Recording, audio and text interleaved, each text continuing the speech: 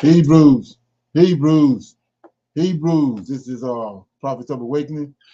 It's our evening Sabbath class, closing out the Sabbath, 5th of October, 2022. I'll be dealing with the book of Malachi. We'll be reading from that. Check out our videos on our YouTube. We got Prophets of Awakening channel. There's a lot of information given in the videos, and the videos will connect dots for you. There's a lot of information given, and the videos will connect dots for you, and the information for to bring you into the truth of the Hebrew scriptures, which is the Tanakh. And if you understand the information that is being presented, I'm asking you to like, share, and subscribe to Prophets of Awakening channel, and hit the notification button. So this is a non-Messianic channel. We deal with the Tanakh and the Torah. The Tanakh is the Old Testament, so-called Book of Remembrance, and the Torah is the first 5 books of the Old Testament that was given to Moses by the Lord of Hosts on Mount Sinai. Shalom and welcome to Prophets of Awakening, and welcome to our evening Sabbath class. We're going to do our moment of silence, evening Sabbath prayer, Psalms, some current events. We'll do a little need to know information. Open it up for some Q&A, and then we'll be reading from the book of Malachi before we close out. Okay. So this moment of silence is for the Lord of Hosts, our Redeemer, and Yahweh, Creator, and all that they're doing to orchestrate our deliverance from where we were scattered some 2,500 years ago. Oh Lord, we come before Thee at the end of Your Sabbath day, bow down with great respect for our Redeemer. Oh Lord, You confess through Your prophet Isaiah that You would return in us, and that You would pour out Your Spirit upon us, and this You have done, oh Lord, in great fashion. And because of this, oh Lord, we have found You within Your holy scriptures, great in counsel, mighty in works, and for Thine eyes are open upon the ways of men, to give everyone according to his ways and according to the fruit of his doings. O Lord, behold, Thou hast made the heavens and earth by Thy great power, and Thou stretched Thine arm, and there is nothing too hard for Thee. And knowing all these things, O Lord, we eagerly await Thy coming, the day in which Thou wilt break the yoke of our oppressors. Peace be unto You. Okay. Read a song right quick.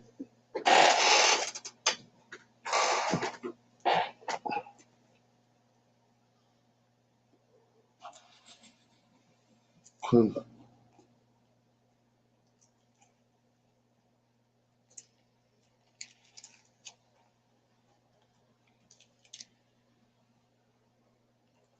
I'm going to read Psalm 78. Okay. It's a reminder of God's goodness to Israel. Okay, it's a psalm of Asaph. Okay, it says, "Give ear, O my people, to my law. Incline your ears to the words of my mouth. I will open my mouth in a parable, and I will utter dark sayings of old, which we have heard and known, and our fathers have told us. We will not hide them from their children, showing to the generation to come the praises of the Lord, and His strength, and His wonderful works that He hath done.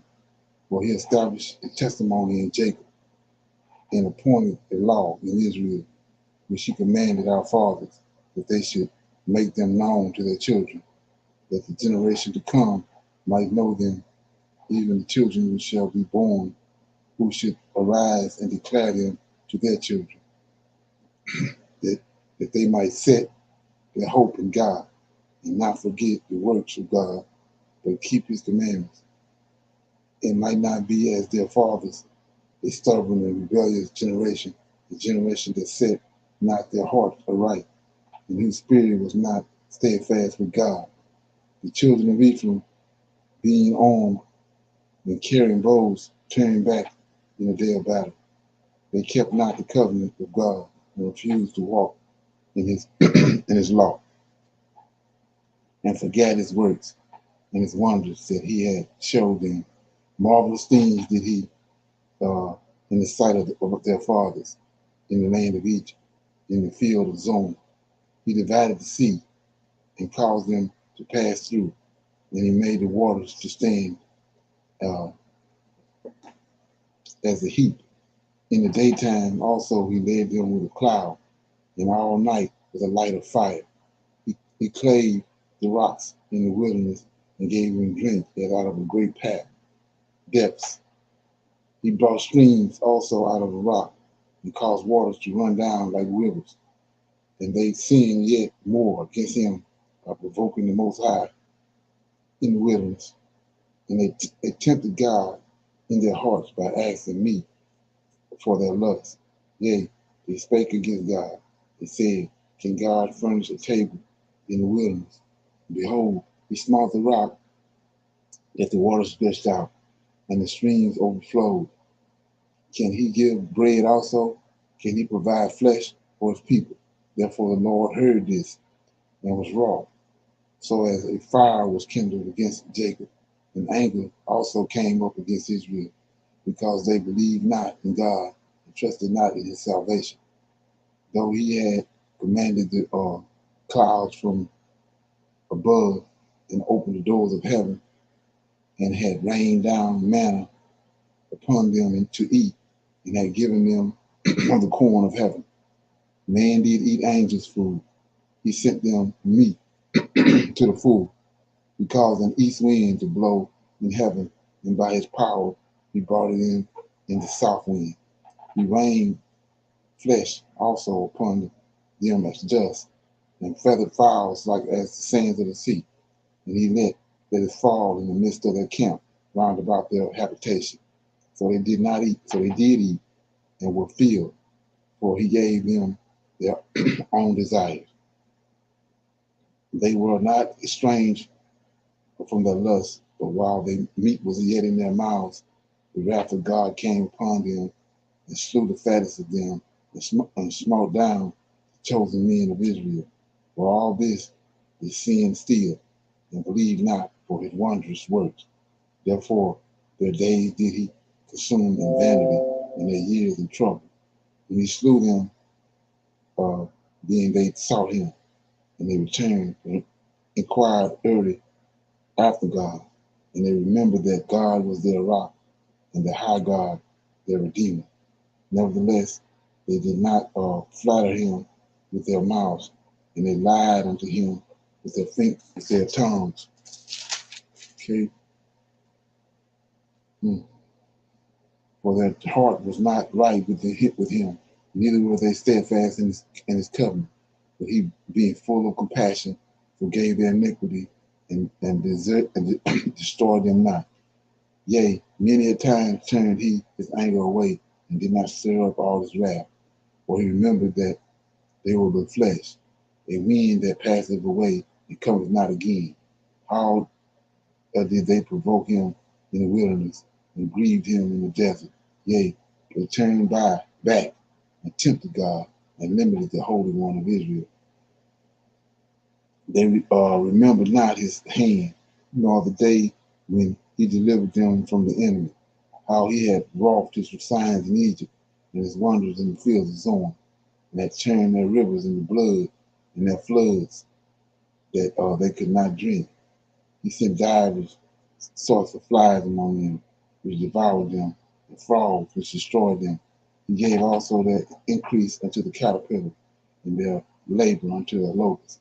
He destroyed their vines with hail, and their sycamore trees with frost. He gave up their cattle also to the hail, and their flocks to the hot thunderbolts. He cast upon them the fierceness of his anger, wrath and indignation, and trouble by sending evil angels among them. He made a way to his anger. He made a way to his anger. He spared not their soul from death. He spared not their soul from death, but gave their life over to the pestilence, and smote all the firstborn in Egypt, the chief of their strength, in the tabernacle of Ham, but made his own people to go forth like sheep, and gathered them in the wilderness like a flock. And he led them on safely, so that they feared not, as the sea overwhelmed their enemies. And he brought them to the borders of his sanctuary, even to this mountain, which his right hand had purchased. Okay. He cast out the heathen also before them, and divided them an inheritance by line, and made the tribes of Israel to dwell in their tents. Okay. Yet they tempted and provoked the Most High God, and kept not his testimonies, but turned back and dwelt unfaithfully like their fathers. They were turned aside like a deceitful bow, for they provoked him to anger with their high places, and moved him to jealousy with their graven images. And when God heard this, he was wroth, and greatly abhorred Israel, so that he forsook the tabernacle of Shiloh, the tents which he placed among men, and delivered his strength into captivity, and his glory into the enemy's hand. He gave his people over also into the sword, and was wroth with his inheritance. The fire consumed their young men, and their maidens were not given to marriage. Their priests fell by the sword, and their widows made no lamentation. Then the Lord awoke as one out of his sleep, and like a mighty man that shouted by reason of wine, and he smote his enemies in the handle porch, and he put them to a perpetual reproach. Moreover, he refused the tabernacle of Joseph, and chose not the tribe of Ephraim, but chose the tribe of Judah, the Mount Zion, which he loved, and he built his sanctuary like high places, like the earth which he had established forever. He chose David also, his servant, and took him from the sheepfold, and following the huge, great with young, he brought him to feed Jacob, his people, and Israel, his inheritance. So he fed them according to the integrity of his heart, and guided them by the skillfulness of his hands. Okay, that was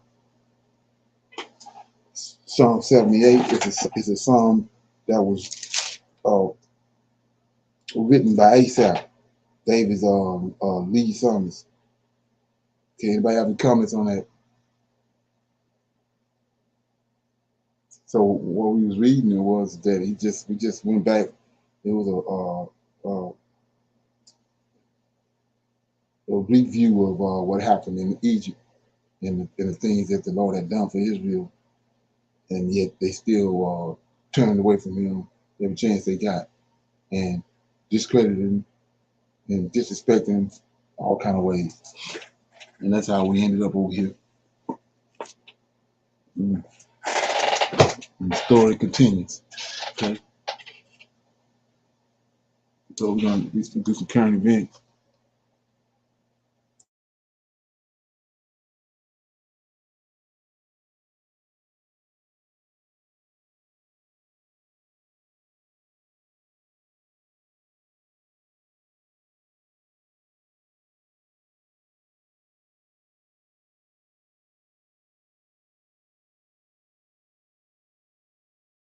Senator Raphael Warnock recently went to an event with Korean, Americans, and there's nothing wrong with that. He is a senator for everyone. I understand that. If I was a person running for Senate, I would talk to everybody. I would not just talk to, my community. I'll speak to everybody and listen to the issues and concerns. But our biggest issue with Senator Warnock and all the other Black politicians is that their focus is everybody else and not their own community. But I want you to see how Senator Warnock went to an event. Not many people was there at all. I mean, Korean Americans or just Asian Americans in general is not a big voter base for the Democrat Party, especially in Georgia. But I want you to listen to what he says to his Korean constituents. It is absolutely wonderful to be here. I am deeply honored by the invitation and by the enthusiasm that I feel and the sense of connection that I feel with my Korean sisters and brothers. I want to thank CEO Unsuk Choi and the Senior Director Grace King for their kindness, for their hospitality. Representing you in the United States Senate is the high honor of my life. I am deeply honored to work for you. 우리 상원 의원님은 여기 메트로 애틀란타뿐만이 아니라 We have to stand together. We're tied, Dr. King said, in a single garment of destiny. Whatever affects one directly affects all indirectly, which is why I will always stand with my Korean sisters and brothers and against anti-Asian hatred and bigotry. God bless you. I'm deeply honored to be here with you. Keep the faith and keep looking up. Well, you see how nice, he spoke and eloquent and how he'll have their back and all of that. But recently, and if you listen to the podcast, you would have seen, our coverage of this on our podcast. Make sure you subscribe to the Philip Scott Audio Experience. That is our podcast channel. Brother Marcel Dixon, he recently approached Senator Warnock to ask about reparations. He wanted to find out what is he going to do for the Black community also outside of reparations. And unfortunately, Senator Warnock did not respond in that manner as he was responding now to the Korean people at this event. Senator Warnock just stood there, didn't even really engage Marcel, and turned his back to Marcel. And that was symbolism for me more so than just Senator Warnock, because that is the Democrat Party mantra. Yeah, I hear you, I see you, but I'm not going to promise you anything. That was also in the WikiLeaks cables years ago, where they said, do not promise those Black activists anything. Listen to them, hear them, acknowledge them, but don't promise any policy. That's that benign neglect that came from the Moynihan report long time ago. The way to deal with Black people, to neutralize Black people and keep us in a worse position now than we were prior even to the civil rights movement here in America. So then Brother Marcel went up to Warnock again, asked him about reparations. He hurried up and turned his head away from that. But prior to Marcel asking him, he had no problem talking with one of his white constituents all day. Then when Marcel went on the loudspeaker trying to reach Warnock, calling him out for what was going on with Black people in Georgia, them folks, they went up there attacking Marcel, trying to put signs in front of Marcel where he can't film, telling him he needs to be quiet. Why is he even? What's up, everybody? I'm Ty from Solo Stove, and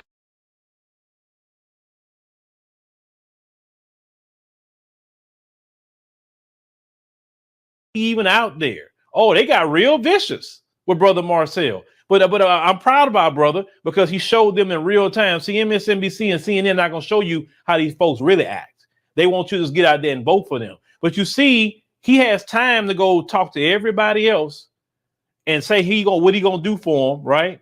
But not for the Black community.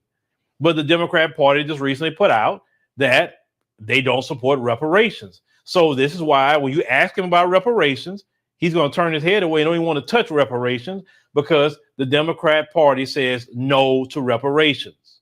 They said no. And that's fine.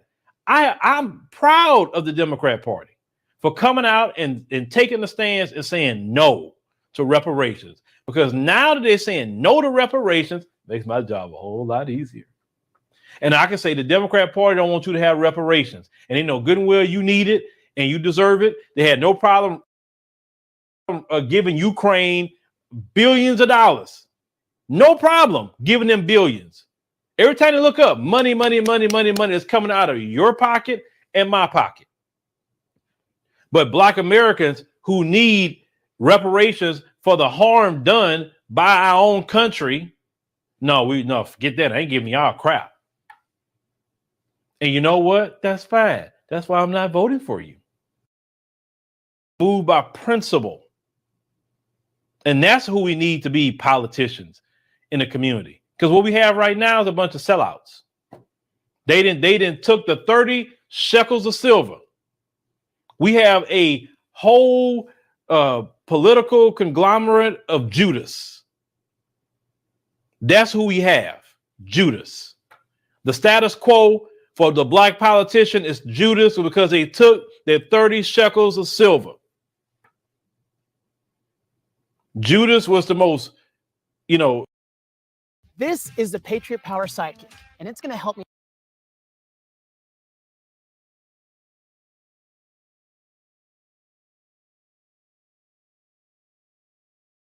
Evil person.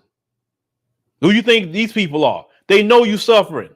They know what you're going through. But they took their 30 shekels of silver. They living good. They don't care about you. They just play the game to get you to come out there. Then these other people who's in media positions, the Boule Martins and Tiffany Cross and the rest of them, they took their 30 shekels of silver too. And they trying to get you to keep those people in office so they can get more little money. Understand? Their money is predicated on you voting for a group of people who told you to your face, I ain't paying no reparations. I ain't doing it. Now what? But Black people could show out. And like I told y'all, don't feel bad because this is a marathon, not a sprint. Every 2 years, the Democrat Party, and we're talking about the Black community, is losing a lot of their voter base because of life itself. See, the baby boomer generation was a big voting block. Every 2 years that pass, this life is happening. Those people are passing away. And every 2 years, more and more Gen X, the millennials, and Gen Zs are the ones they're going to have to deal with.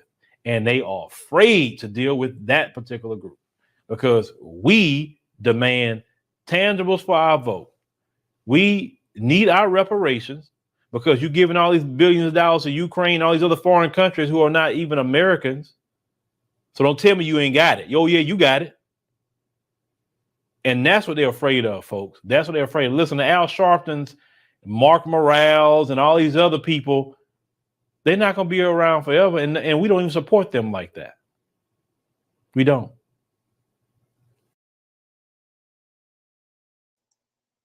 Okay. You coming?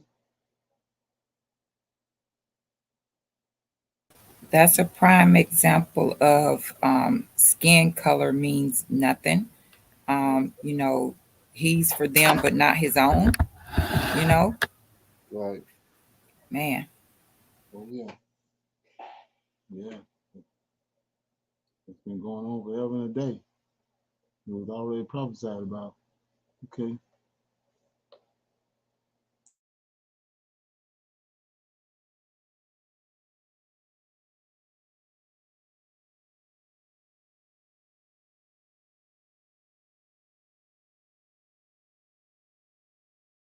Is Turkey abandoning NATO to be oil and gas partners with Russia and Vladimir Putin? Saudi Arabia says Biden did, in fact, beg for oil, but only to win the upcoming elections. The stock market reacts to inflation getting worse. Social Security gets a big boost, and Tulsi Gabbard could be the next president of the United States. Thank you for liking and sharing these videos with others. Also, thanks to Aura for sponsoring today's video. Lots of important stories to cover today, so stick with me to the very end. CPI data for September was just released this morning, and I think it proves that we are heading for a recession. Despite gas prices being lower, Inflation still rose 0.4% in September. When you factor out gas and you factor out food, however, core CPI rose 6.6% for the year. It's the highest it's been since 1981. Thankfully, up until now, the drop in energy prices have saved us from hyperinflation, but those gas prices could be going up. Either way, new data shows we are still trending in a hot economy with inflation going up, up, and up. However, energy prices could be going up. Biden's failure to get gas prices down and relying too heavily on OPEC and basically legally blocking our domestic oil supply has made gas prices overly hot here in the United States. While testifying before European Parliament, Pfizer executive Janine Small was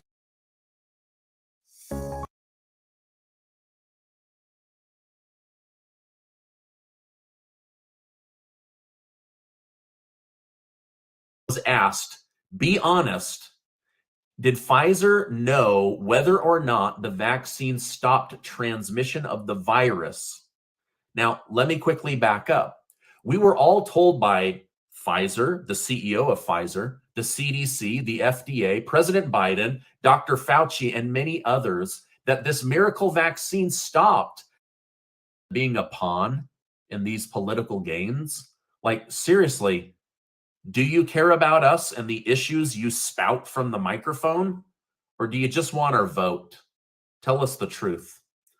Well, Prince Mohammed bin Salman and his dislike for Biden continues. So instead of raising production by 500,000, he's reversed course and convinced OPEC to drop it by 2 million barrels a day. And they're not going to wait till the election. They're going to do it now to stick it to Joe Biden.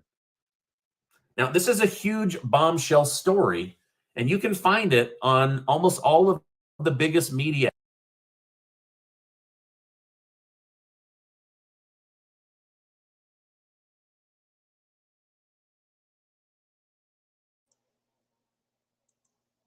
Yeah, for those people that don't know, Turkey is been abandoned. After my wreck, I felt like I was sinking into a hole I couldn't get out of. The medical bills, car repairs.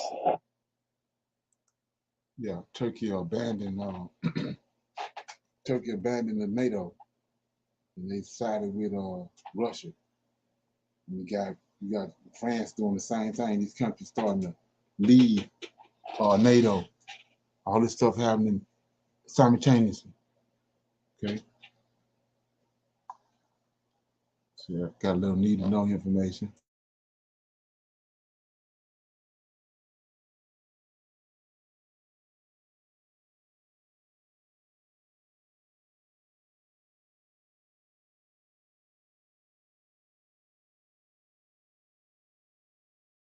Including Saudi Arabia and Russia, have agreed to cut oil production by 2 million barrels a day. The objective behind the cuts is clear.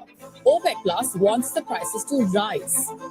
And there is one superpower that is going to feel the pinch more than the rest. President Biden says there will be consequences for Saudi Arabia. Chairman of the Senate Foreign Relations Committee vows to block all future weapons sales to Saudi Arabia.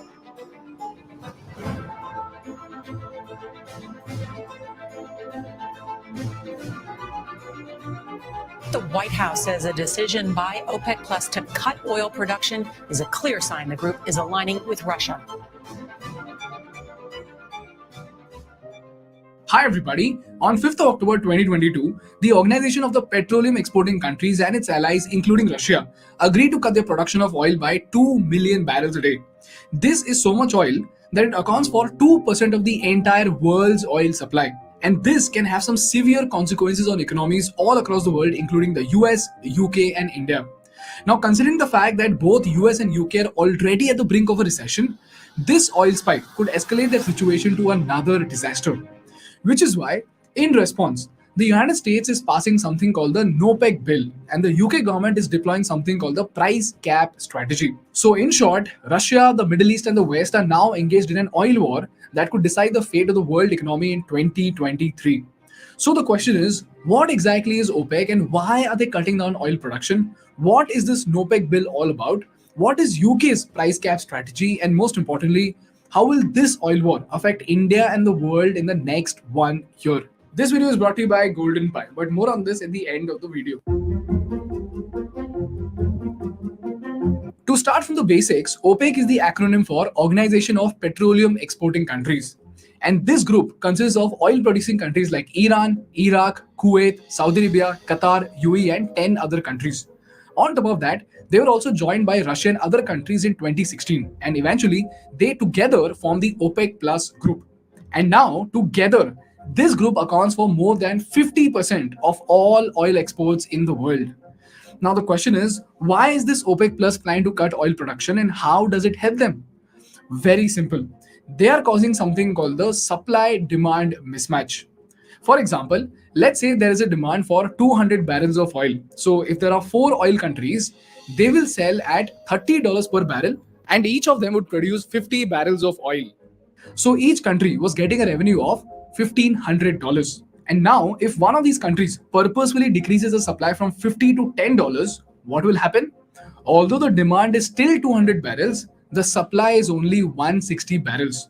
So now, even though the other 3 countries could supply more oil and make up for the shortage, they will not do so. Why? Because now they can sell oil at $60 per barrel. Which means what? They will sell the same 50 barrels, but now they will get a revenue of $3,000. Which means more profit in spite of giving out the same quantity of oil. Similarly, if all the countries decrease the supply by 10 barrels, they can again increase the price to $70 per barrel. Eventually, they could make $2,800 each in spite of supplying less oil. This is the reason why every time the OPEC increases or decreases oil production, it causes a ripple effect all across the world. OPEC, the Organization of Petroleum Exporting Countries, has announced it will cut back production by 2 million barrels a day. We're setting the table here for a monster cut of 2 million barrels a day.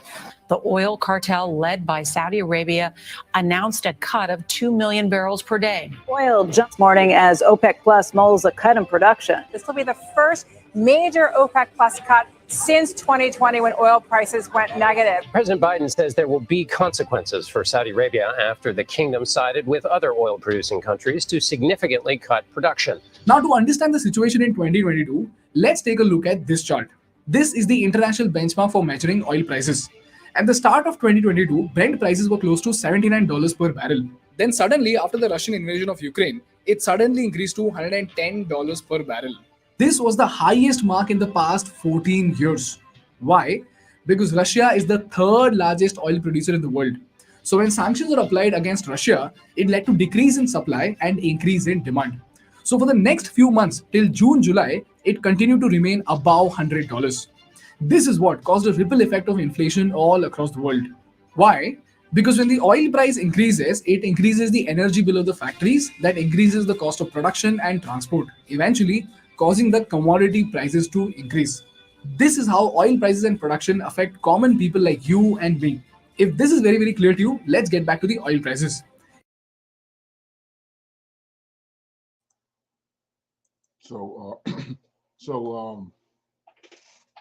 Biden said it's going to be repercussions for Saudi Arabia for what they're doing, the OPEC countries. So why is he saying it's going to be repercussions? Because it's blatant that they're trying to collapse America. They're trying to collapse the West. There's no other reason for them to do that. Cut 200 million barrels. They know they already have them. They are already weak. And so by cutting these barrels, they're trying to collapse it. If they hadn't figured it out before then, now they know. They want them gone. That's the objective. And everybody fleeing from away from Britain and America. They don't want to have nothing to do with them. And so, like I said, how long you think they're going to be able to hold up with everybody leaving like they are? Okay. Anybody have any comments on that? Okay, yeah, I had told you to telling everybody on the line and anybody that would listen about how to keep your eyes on Prince Harry, right? Got a little information right here pertaining to him. Okay.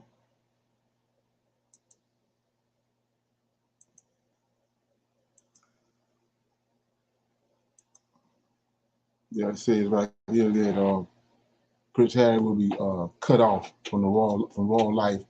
It says if the bombshell memoir exposes family secrets, King Charles III in public in a panic mode. And it says in crisis mode, King Charles III is panicking over Prince Harry's highly anticipated memoirs as he tries to bury some secrets forever before the Duke of Sussex goes public with his story, right? So it says the king has issued a firm warning to Harry that if he rats him out in any way in the book, Harry's whole family will be stripped of their titles, and he'll be cut off from the royal life for good, said a source. Okay. Then it says Charles has gone into severe crisis management mode, continued the source. He knows that Harry holds the key to the closet full of dark secrets. It goes way deeper than simply Harry calling Charles on TV a bad father. Okay. Let's look at royal lives. Prince Harry, Meghan Markle. Anyway, Harry 38 was reportedly given an ultimatum: ditch his explosive $20 million tell-all, or there will be no trust within the royal family, with all ties being torn for good. Related video.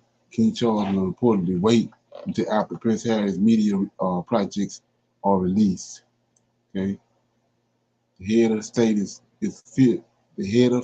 is fearful that whatever Harry spills could now jeopardize his reign following the September death of Queen Elizabeth II, said the source.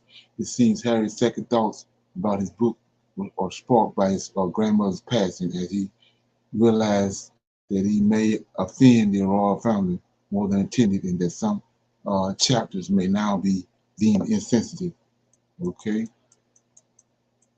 There have been last-minute additions about the Queen's legacy, said radar sources of changes made, and he also toned down some parts about Charles.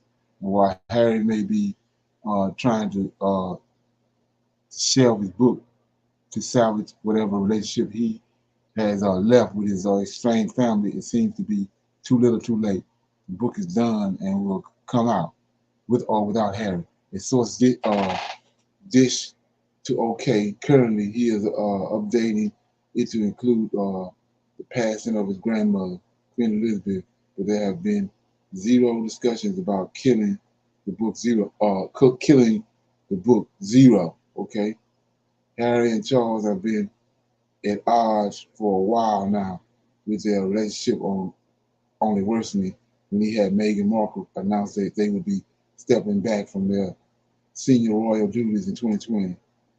It was awkward. Prince Harry and Prince William found Windsor outing with wives hard.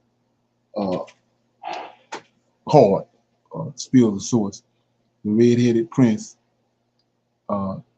touched on their father's son dynamic 1 year after Medex claiming Charles stopped Charles stopped taking his calls after hearing of the couple's plan to transition out of their royal duties. Okay. Charles is holding off on deciding whether his grandchildren Archie 3 and Lilibet 1 will be given royal titles until their dad releases what is expected to be a jaw-dropping book, which does not have a publication date. Okay. So, like I said before, keep your eyes on that. Right. So, with that being said,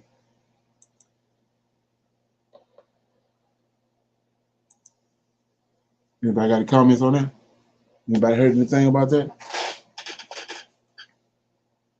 No, I hadn't heard about that, but that was expected. I think it's like you said, it's going to be a lot more to come on that. Exactly. Now, why is he so worried about it? He must be some serious stuff that he Harry know. body. Right. It's probably tied to Princess Diana. Okay. I think so too. Right. That's gonna turn the public against it. Okay. So with that being said, I'm gonna read out of the book of Malachi before we close out. Okay. I'm in Malachi, last book of the Tanakh. I'm gonna start reading at chapter 1, verse 1. The burden of the word of the Lord to Israel by Malachi. I have loved you, said the Lord. Yet ye say, wherein hast thou loved us? Was not Jacob Esau's brother, said the Lord? Yet I loved Jacob, and I hated Esau. And I laid his mountains and his heritage to waste for dragons of the wilderness. Whereas Edom said, we are impoverished, or we will return and build the desolate places. Thus saith the Lord of hosts, they shall build, but I will throw down, and they shall be called, and they shall call them the borders of wickedness, and the people against whom the Lord hath indignation forever.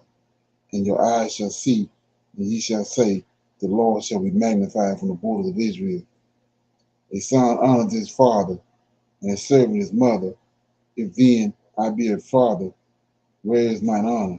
And if I be a master, where is my fear? Said the Lord of hosts unto you, O priests, that despise my name. And ye say, wherein have we despised thy name? Ye offer polluted bread upon mine altar. And ye say, wherein have we polluted thee?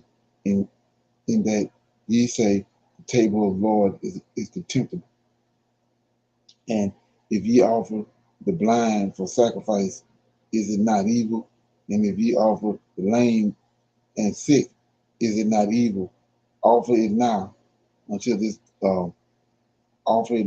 thy governor. Will he be pleased with thee, or accept the person, said the Lord of hosts? And now I pray you, beseech God that he will be gracious unto us. This have been by your means. Will he regard your person, said the Lord of hosts? Who is there even among you that would shut the door for naught? Neither do ye kindle fire on mine altar for naught. I have no pleasure in you, said the Lord of hosts. Neither will I accept an offering at your hand. For from the rising of the sun until the going down of the same, my name shall be great among the Gentiles. And in every place incense shall be offered unto my name, and a pure offering for my name shall be great among the heathen, said the Lord of hosts. But ye have profaned it, in that ye say the table of the Lord is polluted, and the fruit thereof, even its meat, is contemptible. Ye said also, behold, what a weariness is it, and ye have snuffed at it said the Lord of hosts. And ye brought that which was torn, and the lame, and the sick. Thus ye have brought an offering. Should I accept this at your hand, said the Lord? But cursed be the deceiver, which have in his flock a male, and voweth and sacrifice unto the Lord a corrupt thing. For I am a great king, says the Lord of hosts, and my name is dreadful among the heathen. Okay? So, chapter 2, Israel's unfaithfulness rebuke. And now, O ye priests, this commandment is for you. Let's look at it again. And now, ye priests, this commandment is for you. So, like I said, he brought the Levites and the priesthood to himself, and separated them from the rest of Israel. If ye will not hear, and if ye will not lay it to heart, to give glory unto my name, says the Lord of hosts, I will even send a curse upon you, and I will curse your blessings. Yea, I have cursed them already, because ye do not lay it to heart. Behold, I will corrupt your seed, and spread dung upon your faces, even the dung of your solemn feast, and one shall take you away with it. And ye shall know that I have sent this commandment unto you, that my covenant might be with Levi, said the Lord of hosts. My covenant was with him of life and peace, and I gave them to him for the fear wherewith he feared me and was afraid before my name. The law of truth was in his mouth, and iniquity was not found in his lips. He walked with me in peace and in equity, and did turn many away from iniquity. For the priest's lips should keep knowledge, and they should seek the law at his mouth, for he is the messenger of the Lord of hosts. But he are departed out of the way, yea, have caused many to stumble at the law. Ye have corrupted the covenant of Levi, says the Lord of hosts. Therefore have I also made you contemptible and base before all the people, according as ye have not kept my ways, but have been partial in the law. Have we not all one Father, and have not one God created us? Why do we deal treacherously every man against his brother by profaning the covenant of our fathers? Judah have dealt treacherously, and an abomination is committed in Israel and in Jerusalem. But Judah have profaned the holiness of the Lord, which he loved, and have married the daughter of a strange God.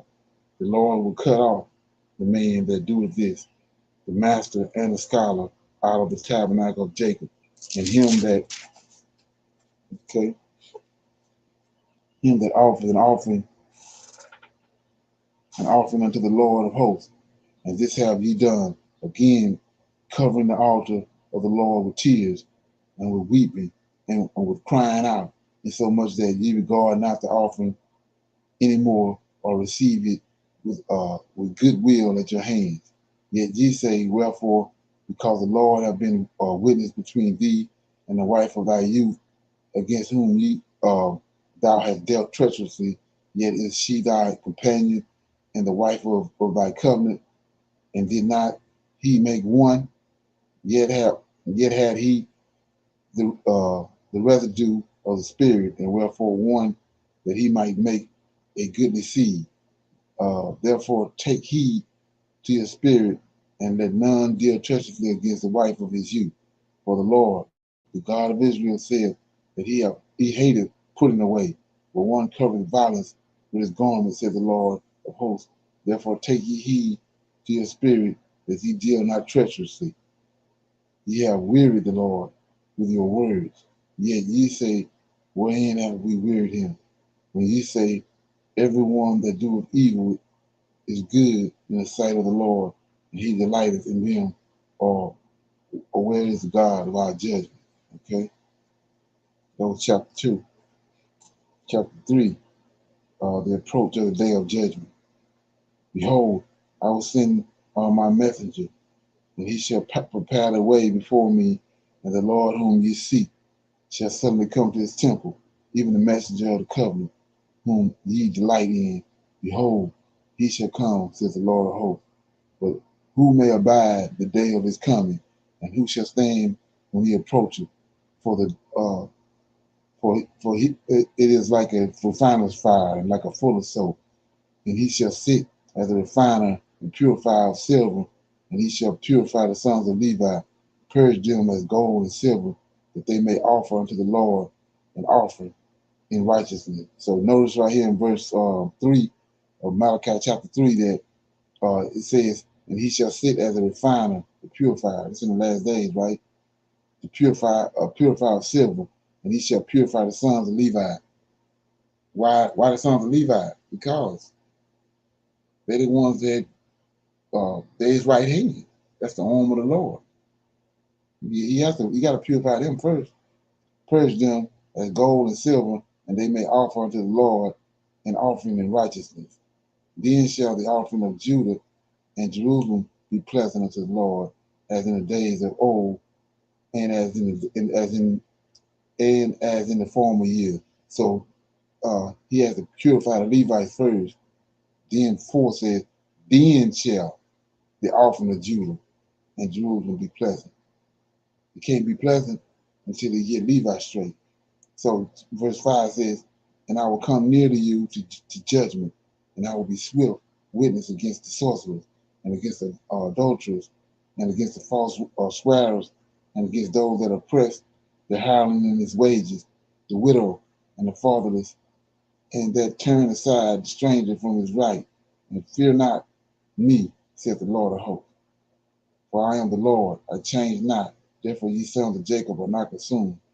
Even from the days of your fathers, Ye are gone away from mine ordinances, and have not kept them. Return ye unto me, and I will return unto you, saith the Lord of hosts. But ye said, wherein shall we return? When a man rob God, yet ye have robbed me. But ye say, wherein have you robbed thee? In tithes and offerings. Ye are cursed with a curse. For ye have robbed me, even this whole nation. Bring ye all the tithes into the storehouse, that there may be meat in mine house. And prove me now wherewith, said the Lord of hosts, if I will not open up the windows of heaven and pour out the blessing, that there shall not be room enough to receive it. And I will rebuke the devourer for your sake, and he shall not destroy the fruit of your ground, neither shall your vine cast her fruit before the time in the field, said the Lord of hosts. And all nations shall call you blessed, for you shall be a delightsome land, said the Lord of hosts. Your words have been stout against me, said the Lord. Yet ye say, what have we spoken so much against thee? Ye have said, it is vain to serve God, and what profit it that ye have kept his ordinances, and that we have walked mournfully before the Lord of hosts. And now we call the proud happy. Yea, they that work wickedness are set up. Yea, they that tempt God are even delivered. Yeah, we see that now, right? In verse 16, then they that feared the Lord spake often one to another, and the Lord hearkened and heard it, and a book of remembrance was written before him for they that fear the Lord and that thought upon his name. And they shall be a mine, said the Lord of hosts, in that day when I shall make up my jewels, and I will spare them as a man spares his own son that serveth him. Then shall ye return and discern between the righteous and the wicked, between him that serveth God and him that serveth not. So right here in verses 16, 17, 18, Most High is getting ready to cast Israel off. So the righteous Israelites, the ones that's concerned about his law and his word and the generations to come, they fear the Lord. So in that perspective, he hearkened to them and caused the book of remembrance to be written, which is the Tanakh, for the generations to come. Okay? All right? And then it was going to also aid in them returning. Verse 18 said, then shall you return and discern between righteous and the wicked, and between him that serveth God and him that's not. So we go to the last chapter. I'm going to read it and then we'll close it out. Okay? It says, for behold, the day cometh that shall burn as an oven, and all the proud, yea, all that do wickedly, shall be stubble. And the day that cometh shall burn them up, said the Lord of hosts, that it shall leave them neither root nor branch. But unto you that fear my name shall the Son of Righteousness arise with healing in his wings, and he shall grow forth and grow up as calves in the stall, and ye shall tread down the wicked, for they shall be ashes under the sole of your feet in the day that I shall do this, saith the Lord of hosts. Remember ye the law of Moses, my servant, which I commanded unto him in Horeb for all Israel, with the statutes and the judgments. Behold, I will send you Elijah the prophet before the coming of the great and dreadful day of the Lord, and he shall turn the hearts of the fathers to the children, and the hearts of the children to their fathers, lest I come and smite the earth with a curse. Okay? So with that being said, anybody got any comments on that? We've been over that 1,000 times. Anybody got any comments on it? Everybody good? Yes, sir. Okay, like I said before, last week, I enjoyed the Sabbath and enjoyed closing out the Sabbath. So I'm gonna see everybody Tuesday for Israelite Advanced Bible Study at 8 o'clock. So with that being said, I want to say shalom, shalom, and another shalom. I'll see everybody on Tuesday at 8 o'clock. Okay. Shalom, everyone.